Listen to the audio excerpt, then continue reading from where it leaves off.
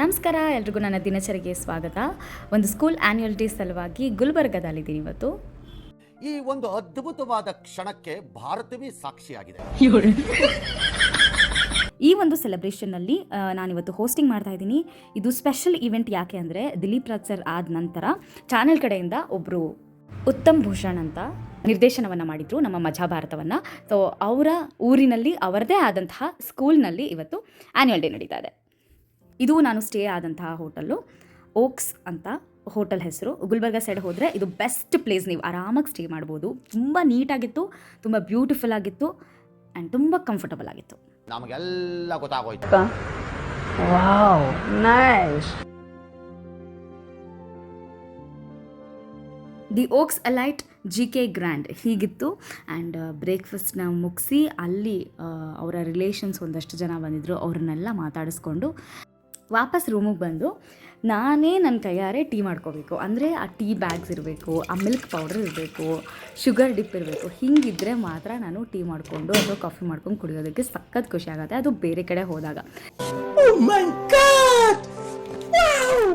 ಮನೇಲೆಲ್ಲ ನಾವು ಕುದಿಸಿ ಮಾಮೂಲಿ ಹೇಗೆ ಪ್ರಿಪೇರ್ ಆಗ್ತೀವಿ ಅದೇ ಥರ ಪ್ರಿಪೇರ್ ಮಾಡ್ಕೊಂಡೇ ಕುಡಿಯೋದು. ಬಟ್ ಈ ಕಡೆ ಎಲ್ಲಾದರೂ ಈ ಹೋಟೆಲ್ಗಳಿಗೆ ಹೋದಾಗ ಇದೊಂಥರ ಸ್ಪೆಷಲ್ ಫೀಲಿಂಗ್. ನನಗೆ ಸಖತ್ ಇದರಷ್ಟು ಮಜಾ ನಾನು ಯಾವುದೂ ಮಾಡಲ್ಲ. ನಾನು ಎಲ್ಲಾದರೂ ಹೊರಗಡೆ ಔಟಿಂಗ್ ಹೋದ್ರೂ ನಾಪಿಸ್ಕೋತಾ ಇರ್ತೀನಿ, ರೂಮ್ಗೆ ಹೋಗ್ಬಿಟ್ಟು ಇದನ್ನು ಕಾಫಿ ಮಾಡ್ಕೊಂಡು ಕುಡಿಬೇಕು, ಟೀ ಮಾಡ್ಕೊಂಡು ಕುಡಿಬೇಕು ಅಂತ. ಸೊ ಅಲ್ಲಿಂದ ಬಂದು ಮತ್ತೆ ಬೇಗನೆ ಸ್ನಾನ ಮಾಡಿಬಿಟ್ಟು ಆಮೇಲೆ ಸ್ವಲ್ಪ ರೆಸ್ಟ್ ಮಾಡೋಣ ಅಂತ ಮಲ್ಕೊಂಡೆ. ಸ್ವಲ್ಪ ಹೈಡ್ರೇಟ್ ಮಾಡ್ಕೋತೀನಿ ನನ್ನ ಫೇಸನ್ನು. ಅದು ಎನಿ ಟೈಮ್ ಎನಿವೇರ್, ಅಂದರೆ ಅಕಸ್ಮಾತ್ ಬಿಸಿಲಿದ್ದು ಸೆಕೆ ಆಗ್ತಿದ್ರೂ ನಾನು ಕ್ರೀಮ್ನ ಹಚ್ತೀನಿ. ಏಕೆಂದರೆ ಅದು ನನಗೆ ವಿಂಟರ್ ಸೀಸನಲ್ಲಿ ಮತ್ತೆ ಎಫೆಕ್ಟ್ ಆಗುತ್ತೆ ನನಗೆ. ಅಂದರೆ ಸಮ್ಮರ್ ಸೀಸನ್ನಲ್ಲಿ ನಾನು ಏನಾದರೂ ನೆಗ್ಲೆಕ್ಟ್ ಮಾಡಿದ್ರೆ ವಿಂಟರ್ ಸೀಸನ್ಗೆ ಆಲ್ರೆಡಿ ವಿಂಟರಲ್ಲಿ ಡ್ರೈ ಆಗ್ತಾ ಇರತ್ತಾ, ಅದಕ್ಕೆ ಡಬಲ್ ಡ್ರೈ ಆಗೋಕ್ಕೆ ಸ್ಟಾರ್ಟ್ ಆಗುತ್ತೆ. ಸಿಕ್ಕಾಪಟ್ಟೆ ನಿದ್ದೆ ಬರ್ತದೆ.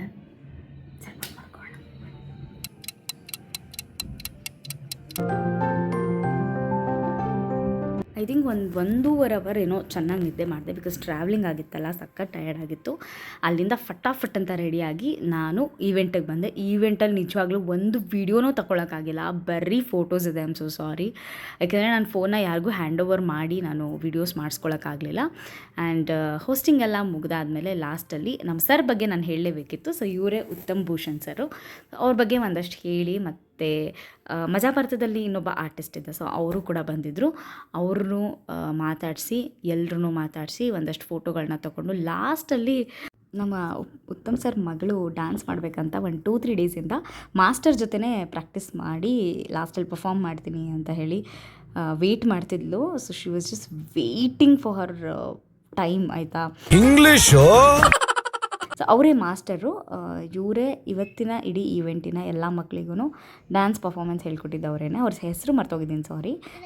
ಏನಾಗಿತ್ತು ಗೊತ್ತಿಲ್ಲ. ನಾನು ಅಷ್ಟು ದೂರ ಟ್ರಾವೆಲ್ ಮಾಡಬೇಕಾದ್ರೂ ಏನೂ ಆಗಿಲ್ಲ, ಶೋ ಮಾಡಬೇಕಾದ್ರೂ ಏನೂ ಆಗಿಲ್ಲ, ಬಂದು ಆರಾಮಾಗಿ ತಿಂಡಿ ತಿನ್ನಬೇಕಾದ್ರೂ ಏನೂ ಆಗಿಲ್ಲ.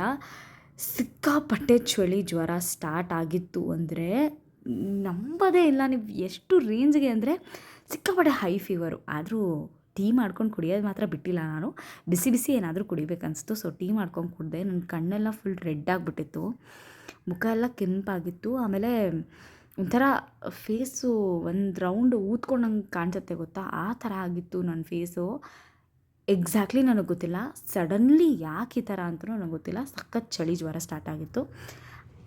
ಸ್ವಲ್ಪ ಹೊತ್ತು ಮಲಗಿದ್ದೆ. ಅರ್ಲಿ ಮಾರ್ನಿಂಗ್ 5 o'clock ಎದ್ದು ನಾನು ಮತ್ತೆ ರೈಲ್ವೆ ಸ್ಟೇಷನ್ಗೆ ಹೋಗಬೇಕಿತ್ತು. ಒಂದೇ ಭಾರತಲ್ಲೇ ಬಂದಿದ್ದು, ಒಂದೇ ಭಾರತಲ್ಲೇ ಹೋಗ್ತಾ ಇದ್ದೀನಿ ಕೂಡ. ಇದೊಂಥರ ನಂಗೆ ಸೇಫ್ ಅಂತ ಅನಿಸುತ್ತೆ ಒಬ್ಬಳೇ ಓಡಾಡೋದಕ್ಕೆ. ಆ್ಯಂಡ್ ಇಲ್ಲಿ ಕೊಡುವಂಥ ಫುಡ್ಡು ಕೂಡ ಅಷ್ಟೇ ಚೆನ್ನಾಗಿರುತ್ತೆ. ಹೀಗಿತ್ತು ನನ್ನ ಸೋಲೋ ಈವೆಂಟ್, ಸೋಲೋ ಟ್ರಿಪ್. ಯಾರೆಲ್ಲ ಸಬ್ಸ್ಕ್ರೈಬ್ ಮಾಡ್ಕೊಳ್ಳಿಲ್ಲ ದಯವಿಟ್ಟು ಸಬ್ಸ್ಕ್ರೈಬ್ ಮಾಡ್ಕೊಳ್ಳಿ. ಮುಂದಿನ ವ್ಲಾಗಲ್ಲಿ ಸಿಗ್ತೀನಿ. ಧನ್ಯವಾದ. ಇಷ್ಟು ಹೇಳೋಕ್ಕೆ ಇಷ್ಟಪಡ್ತೀನಿ. ಓಕೆ ಫ್ರೆಂಡ್, ಬಾಯ್.